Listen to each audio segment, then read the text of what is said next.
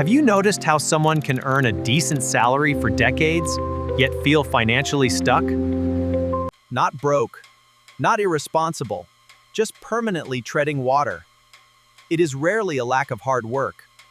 Imagine a professional earning $65,000. After taxes, only about $5,300 actually hits the account. Rent or a mortgage claims $1,400 immediately. Utilities and internet take another $200. A car payment takes $450. Insurance, fuel, and maintenance add another $250. Groceries, phone, subscriptions, and occasional coffee add another $600. The money vanishes quickly. Student loans take $300. Suddenly, that good salary leaves only $500 for everything else. The issue isn't income. It is that every dollar is assigned a lifestyle job immediately. The system subtly teaches people to optimize for monthly comfort instead of long-term asset ownership.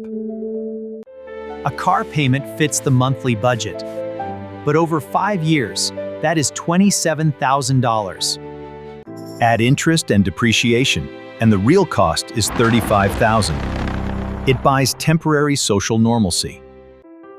Wealth fails to grow because money is trained to flow outward rather than accumulate inward. Most middle-class earners measure success socially. They compare lives to colleagues, friends, and social media. Driving a better car feels like progress. Upgrading life feels productive, even if net worth stays flat.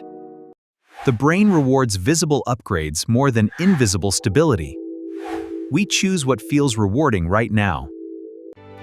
Redirecting just $400 a month could grow into hundreds of thousands over 30 years. Instead, you earn more, but lifestyle expands with it. Your financial freedom never actually moves forward. Don't ask if you can afford it monthly. Ask what that money is no longer becoming. Wealth forms in the gap between income and lifestyle. It requires structural restraint and clarity. Once you notice where money goes, the game changes. Consider clicking subscribe for more clarity.